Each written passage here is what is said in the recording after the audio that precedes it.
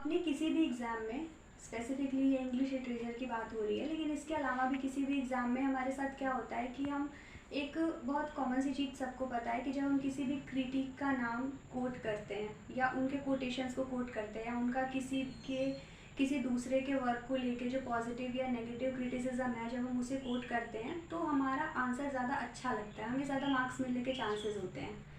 ये बात हम सबको कॉलेज या स्कूल में बताई गई होगी। आगे जब पढ़ाई आगे बढ़ती है, जैसे ग्रेजुएशन के बाद आप पोस्ट ग्रेजुएशन में गए या कभी भी गए, ये चीज़ सबको पता होती है। लेकिन इसमें हम एक बहुत बड़ी प्रॉब्लम ये होती है कि जब हम एग्ज़ाम हॉल के बाहर तक तो याद है सब कुछ, ठीक है, लेकिन जब हम एग्ज़ाम लिखने बैठते हैं, जब हम क्वेश्चन पढ़ा हमने, हम आंसर लिखने बैठे तो हमें लाइंस मिस होने लगती हैं। जैसे कई बार हम क्रिटिक का नाम ही भूल जाएंगे, कई बार उन्होंने जो क्रिटिसिज्म दिया है वो भूल जाएंगे, कई बार सब याद रहता है लेकिन थोड़े लाइंस में, थोड़े वर्ड्स में कंफ्यूज होते हैं। तो ऐसे टाइम पे क्या करें? ऐसे टाइम पे हम मोस्टली पैनिक करने लगते हैं। ये मेरे साथ भी होता था, आई एम श्योर आप सबके साथ भी हुआ होगा कि हम सोचने लगते हैं कि यार अब क्या होगा, अब कैसे लिखें, कहीं नंबर ना कट जाए, ये ना हो जाए, वो ना हो जाए। तो आज का जो वीडियो है ना वो इसी के बारे में है कि ऐसी सिचुएशन में हम क्या करें। और ये बहुत ही ट्राइड और टेस्टेड और मेरा खुद का, बाकी मेरे आसपास के स्टूडेंट्स का इम्प्लीमेंट किया हुआ तरीका है, जिस बारे में आज हम बात करने जा रहे हैं। और इसमें जैसे टी.एस. इलियट हैं, वर्जीनिया वुल्फ हैं, इन लोगों के नाम हैं। इनके अलावा भी और बहुत सारे क्रिटिक्स हैं जिनका नाम आता है। कुछ लोग होते हैं जिन्होंने बहुत ज़्यादा क्रिटिसिज्म दिया होता है। क्रिटिसिज्म पॉजिटिव, नेगेटिव या बैलेंस्ड, तीनों टाइप के होते हैं, तो दिया होता है। तो इनका नाम हम कोट करते हैं कोई किसी अच्छे वर्क के बारे में, जैसे हैमलेट के बारे में, मर्चेंट ऑफ वेनिस के बारे में, या किसी के भी बारे में, ओल्ड मैन एंड द सी के बारे में लिख रहे हैं। इन सब पे बहुत सारे क्रिटिसिज्म हैं, पॉजिटिव भी हैं, नेगेटिव भी हैं। उन्हें कोट करने से आंसर एनरिच होता है। लेकिन भूल जाते हैं जब क्रिटिक्स का नाम या उनके कोटेशंस का, की लाइंस या उसके वर्ड्स, तो क्या करें? तो इसके बारे में बात करेंगे। तो इसमें सबसे पहली चीज़ ये होती है ना कि ये लिखने के बजाय जो क्रिटिक है, जैसे टी.एस. इलियट के बारे में अगर हम लिख रहे हैं, तो अगर हमें टी.एस. इलियट का नाम याद है लेकिन उन्होंने क्या कहा है ये भूल गए, तो क्या करें? जैसे टी.एस. इलियट ने हैमलेट पे कहा था, हैमलेट जो शेक्सपियर का लिखा हुआ है, उस पे कहा था कि ये है ना, इसमें आर्टिस्टिक वैसी वैल्यू नहीं है, ये उतना अच्छा नहीं है, इसमें कॉन्सेप्ट्स जो है ना वो क्लियर नहीं हुआ है, ये स्ट्रक्चरल यूनिटी नहीं है इसमें। तो ये इन्होंने 2 लाइन्स में कहा है, लेकिन अगर हमें ये 2 लाइन्स भूल जाती हैं, या मान लीजिए हमें 2 लाइन्स याद है, 2-4 लाइन्स जो भी टी.एस. इलियट ने कही हैं, वो लाइन्स याद नहीं है या टी.एस. इलियट याद नहीं है, तो कैसे लिखेंगे? मान लीजिए कि कोट का नाम ही याद नहीं है, मतलब कोट किसने कहा है उनका नाम ही याद नहीं है, सॉरी, तो क्या करेंगे? तो ऐसे टाइम पे ना कि टी.एस. इलियट सेज के अलावा हम ये लिख सकते हैं कि सम क्रिटिक्स सेज दैट, ऐसे करके फिर आगे अपनी लाइन लिख सकते हैं कि इस पर हैमलेट में इन्होंने बोला है कि स्ट्रक्चरल यूनिटी नहीं है, या जो मतलब एक फॉर्मेशन होता है किसी भी ड्रामा को लिखने का या किसी भी नॉवेल को लिखने का, एक फॉर्मेट होता है कि कहाँ से कहानी शुरू हो रही है, कहाँ पे ख़त्म हो रही है। कई बार क्या होता है कि जब कोई ड्रामा बहुत लंबा है या कोई नॉवेल बहुत लंबी है, कोई प्ले बहुत लंबा है, तो उसमें हम कई बार कॉन्सेप्ट अच्छा है, जिस बारे में बात की गई है वो बात बहुत अच्छी है, लेकिन वो इतना लेंदी होता है और वो कनेक्टेड नहीं होता है एक दूसरे से, तो हम उसे समझने में कंफ्यूज हो जाते हैं। कई बार हम कैरेक्टर्स में कंफ्यूज हो जाएंगे, कई बार जो हर एक कैरेक्टर का की जो डायलॉग डिलीवरी है वो इतनी छोटी छोटी है कि अब उसे पढ़ने में, जैसे हाँ इसने कहा हाँ, फिर उसने कहा नहीं, फिर ये तीसरा कैरेक्टर कुछ सोच रहा था, कई बार ऐसा ना बहुत लंबा चलता है किसी प्ले में या किसी ड्रामा में, तो इसमें हम कंफ्यूज होने लगते हैं। तो ये एक नेगेटिव क्रिटिसिज्म हो सकता है किसी चीज़ का। और ऐसा जो आगे आने वाले लोग या उनसे पहले के लोग पढ़ते हैं तो वो अपना ओपिनियंस भी देते हैं, अपना क्रिटिसिज्म देते हैं। और एक बात मैं और बताना चाहूँगी कि जब भी क्रिटिसिज्म की बात आती है तो हम सोचते हैं कि किसी भी काम का अगर हम नेगेटिव साइड रख रहे हैं या किसी भी काम में हम कमी बता रहे हैं, उसे कहते हैं क्रिटिसिज्म, जबकि ऐसा बिल्कुल भी नहीं है। क्रिटिसिज्म का मतलब होता है कि आप किसी काम को देख के अपना पॉजिटिव व्यू दें, नेगेटिव व्यू है या बैलेंस्ड वे है, ये तीनों चीज़ें क्रिटिसिज्म के अंदर आती है। क्रिटिसाइज़ करने का मतलब ये नहीं है कि आप बस कमियां बताए जा रहे हैं, ये नहीं होता है।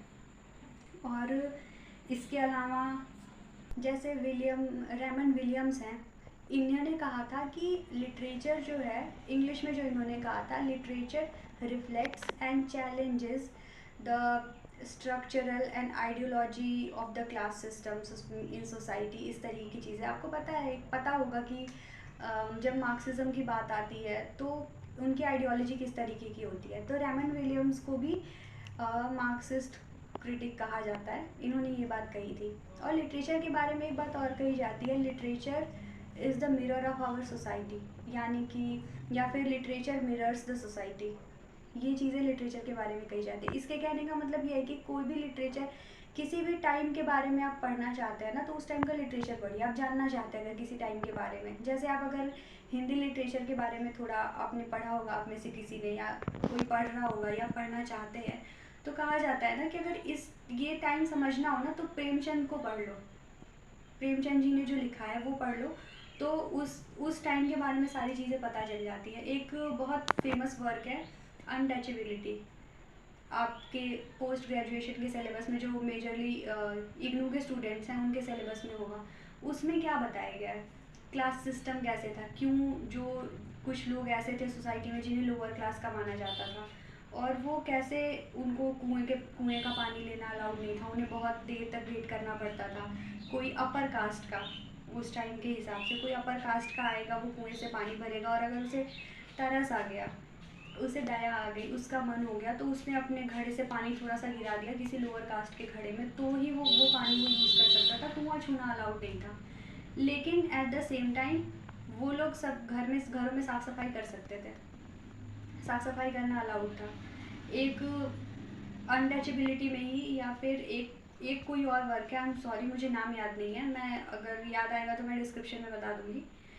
एक लड़की है जो लोअर कास्ट की है, जिसे किसी अपर कास्ट के आदमी ने गलत तरीके से टच करने की कोशिश की। वहाँ पे ये टचबिलिटी वाला इशू नहीं आया, वहाँ पे ये बात नहीं आई। ऐसे नॉर्मली अगर कोई लोअर कास्ट का इंसान चल रहा है और कोई अपर कास्ट का इंसान है चल रहा है, तो वहाँ पे डिस्टेंस एक प्रॉपर मेंटेन करना होगा कि अपर कास्ट वाले हैं, ये हमसे टच होंगे तो ये गंदे हो जाएंगे, इम्प्योर हो जाएंगे, ये सारी बातें होती थी। लेकिन जहाँ पे बदतमीज़ी हो रही है, जहाँ बदतमीज़ी करनी है, किसी को डोमिनेट करना है या मॉलेस्ट करना है, यहाँ पे ऐसी चीज़ें नहीं आती हैं। तो जब आप उस टाइम का लिटरेचर पढ़ते हैं ना, तो आपको समझ में आता है कि वहाँ उस टाइम क्या होता था और क्या नहीं होता था। कई बार जब लिटरेचर में फिर कंक्लूज़न जैसे आंसर में हम देते हैं तो एक सोल्यूशन दे रहे होते हैं, तो कई बार ना वर्क ख़त्म हो रहा है, नॉवल ख़त्म हो रही है, कोई प्ले ख़त्म हो रहा है, तो एट द एंड उसका सोल्यूशंस भी मिलते थे। तो और इन सारी चीज़ों को लेके हर एक एज में बात हुई है। ऐसा नहीं है कि अगर मॉडर्न एज में कोई बात हो गई तो वो वहाँ पे ख़त्म हो गई, उसके बाद कंटेम्प्रेरी में एकदम अलग बात होगी, ऐसा नहीं होता है। ये हर एज में ना एक इवोल्यूशन का फेज़ होता है, कुछ चीज़ें ख़त्म होती हैं, कुछ चीज़ें आगे बढ़ती हैं, उसी के हिसाब से उस एज का नाम भी रखा जाता है। तो ये जो स्ट्रक्चर है ना एक, ये हमारे वर्क में भी होना चाहिए। हैमलेट पे एक बहुत बड़ा क्रिटिसिज्म यही है कि इसमें ये बहुत कंफ्यूजिंग चीज़ है जो टी.एस. एलियट ने कही है कि हैमलेट बहुत कंफ्यूजिंग है, ये समझने में टाइम लगता है, ये समझ नहीं आती है सही से। तो इस तरीके से ना आप इसको इलेबोरेट करके लिख सकते हैं। ये दो चीज़ें हो गई। तीसरी चीज़ जो होती है वो ये है कई बार कि हम जैसे पहले वाले में मैंने बताया कि जो जो मैंने कहा कि instead of saying the critics name you can say that some critics says that, इस तरीके से लिख सकते हैं। दूसरा है कि सम क्रिटिक्स आर्ग्यूड दैट, ये बहुत छोटी सी लाइन है, लेकिन ये तरीका होता है जब आप किसी क्रिटिक का नाम भूल गए हैं, किसी राइटर का या किसी ऑथर का नाम भूल गए हैं, लेकिन आप उनके कोटेशंस को कोट करना चाहते हैं अपने आंसर में, तब आपको यही लिखना है कि सम क्रिटिक्स आर्ग्यूड दैट। अब यहाँ पे आर्ग्यूमेंट का मतलब ये नहीं है कि चार लोग बैठे हुए हैं और वो चारों किसी एक टॉपिक पे अपना अपना अपना आर्ग्यूमेंट दे रहे हैं या कोई लड़ाई कर रहे हैं, ये नहीं होता है। आर्ग्यूमेंट भी वैसे ही है कि जैसे आप लिखते हैं कि टी.एस. एलियट कोट्स दैट, वैसे ही सम क्रिटिक्स आर्ग्यूड दैट। आर्ग्यूड का मतलब ये नहीं होगा कि किसी ने हाइपर होकर कोई स्टेटमेंट दिया है, ऐसा बिल्कुल भी नहीं होता है। इसमें एक दो एग्जांपल्स भी मैंने लिखे हैं, जैसे सेल्विया के बारे में कहा जाता है कि सेल्विया जो हैं उन्होंने बहुत ही रॉ डॉक्यूमेंटेशन किया है फेमिनिज़्म का, जैसे वर्जीनिया वुल्फ को भी हम जानते हैं, फेमिनिज्म के बारे में उन्होंने काफ़ी बात की है, वैसे ही सेल्विया ने भी किया है कि और जो साइकोलॉजिकल ट्रॉमा होता है उसको बहुत रॉ तरीके से एज इट इज़ जैसा हुआ था सच में एज इट इज़ उन्होंने रखा है अपने काम में।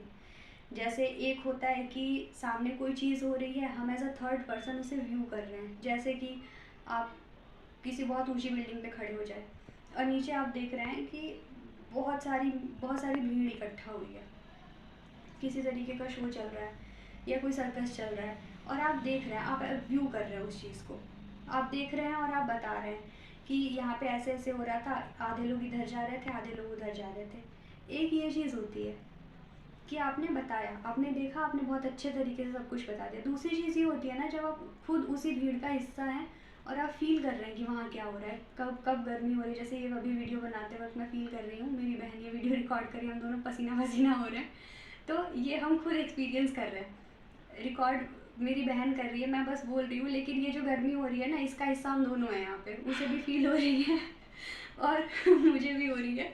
तो और एक तीसरा इंसान होगा जो बगल वाले कमरे में मस्त पंखा कूलर चला के मेरा भाई बैठा हुआ है, वो यहाँ से आएगा, देख के चला जाएगा कि ये दोनों पसीना हो रहा था, वीडियो रिकॉर्ड कर रहे थे, किस तरीके से बैठे हुए थे, एंगल का ध्यान दे रहे थे। ये थर्ड पर्सन व्यू कर रहा है। दूसरी चीज़ ये है, एक वो लिखेगा।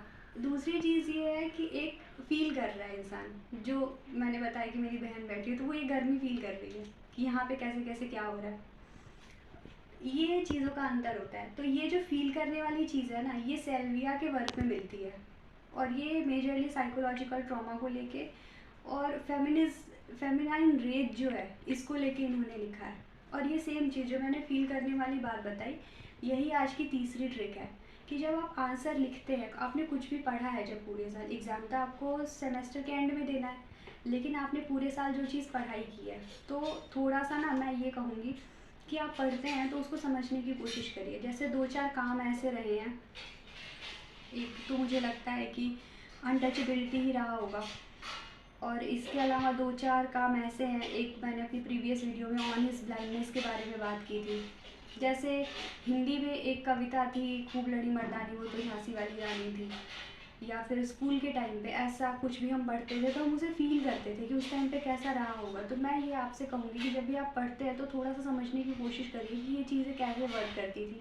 बस एक टेक्स्ट की तरह हमें पढ़ के आंसर कॉपी पे, अपनी असाइनमेंट पे कॉपी पेस्ट नहीं करना है, हमें समझना है कि एक्चुअली उस टाइम पे कैसे कैसे क्या होता था। जैसे आज के टाइम पे फिल्म बन रही है या हमारे मम्मी पापा के टाइम की फिल्म थी, वो हम देखते हैं तो हमें थोड़ा अजीब सा लगता है। जैसे मुझे कई बार कई सारे एक्टर्स की, एक्ट्रेसेस की एक्टिंग पसंद नहीं आती है, और मैं ये सोचती हूँ कि आज के एक्टर एक्ट्रेसेस में कई सारे लोग ऐसे हैं जो बहुत अच्छी एक्टिंग करते हैं, वो लगता नहीं है कि एक्टिंग करते हैं, वो ऐसा लगता है बहुत नेचुरल हो रहा है। तो ये एक चेंज मुझे देखने को मिलता है। तो सेम इसी तरीके से ना लिटरेचर में आप अलग अलग टाइम पे जब लिटरेचर पढ़ेंगे तो देखेंगे कि उसमें इवोल्यूशन कितना हुआ है, कैसे चेंज हो रही थी सोसाइटी धीरे धीरे।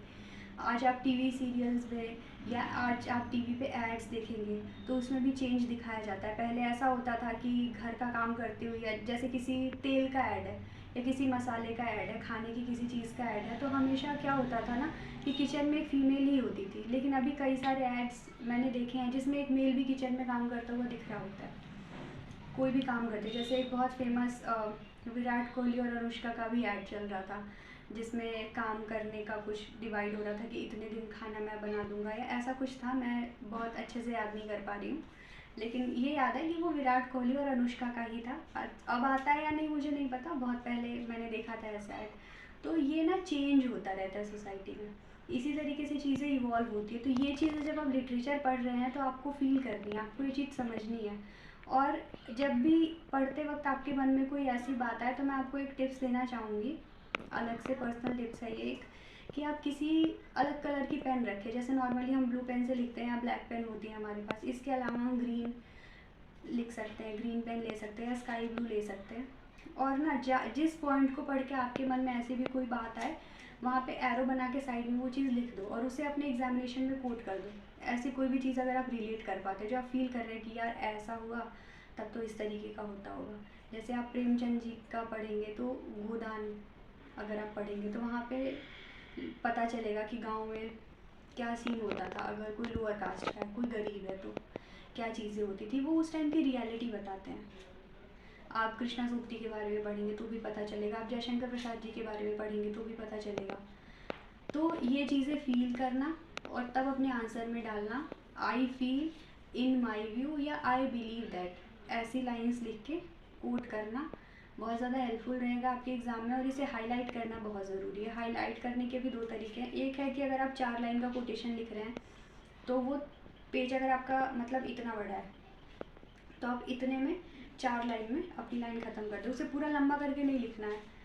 फॉर एग्ज़ाम्पल लिख के सम क्रिटिक्स हैव आर्ग्यूड दैट लिखेंगे, या इन माई व्यू लिखेंगे, या सम नेम्स, या कुछ भी जो भी मैंने बताया लिख के उसके बाद नीचे 4 लाइन। इससे क्या होता है ना, पेज भी थोड़ा भरा भरा लगता है, भर जाता है जल्दी, और थोड़ा खाली, थोड़ा सा भरा ऐसा, तब बहुत कंजेस्टेड और मेसी सा, बहुत डेंस नहीं लगता है।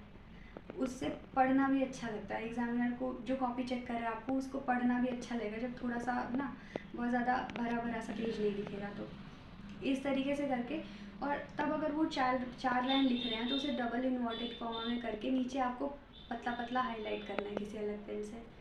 इसके अलावा अगर आप कहानी की तरह 2-4 लाइन लिख रहे हैं तो उसमें कुछ मेन वर्ड्स आपको हाईलाइट करने हैं। जैसे टी.एस. इलियट की बात मैंने कही कि जो टी.एस. इलियट का मैंने हैमलेट पे बोला था, उसको आप हैमलेट हाईलाइट कर सकते। जब ये लाइन लिखेंगे, अगर मान लीजिए आप टी.एस. इलियट का भूल जाते हैं, या आप और लेकिन आपको हैमलेट याद है, ये याद है कि हैमलेट पे क्या कहा गया, तो आप हैमलेट को हाईलाइट कर दीजिए। उससे कॉपी चेक करते वक्त ना हैमलेट पे जब नज़र पड़ेगी तो अपने आप समझ में आ जाएगा एग्जामिनर को कि अच्छा हैमलेट के बारे में यहाँ कुछ कहा गया है, लेकिन ये क्वेश्चन तो किसी और चीज़ के बारे में था। अलग चीज़ देखेंगे तो उस पर ध्यान जाता है। ये ट्रिक्स होती हैं जब आपको कोई कोटेशन याद नहीं है या किसी क्रिटिक का नाम याद नहीं है, तो ये सारी ट्रिक काम करती हैं। तो ये सब कुछ था आज की वीडियो में, और आई एम सॉरी कि मैं वीडियो अपलोड नहीं कर पाई, I was travelling to my home. तो और अगर आपकी कोई क्वेरी है, कोई कन्फ्यूजन है, अगर आप इग्नू के स्टूडेंट हैं या किसी भी अदर यूनिवर्सिटी के हैं, DU के हैं, या फिर गोरखपुर यूनिवर्सिटी के हैं, या बनारस से हैं, कहीं से भी, तो आप कमेंट्स में ज़रूर बताएं। मैं कोशिश करूँगी सॉल्व करने की। And thank you so much for watching.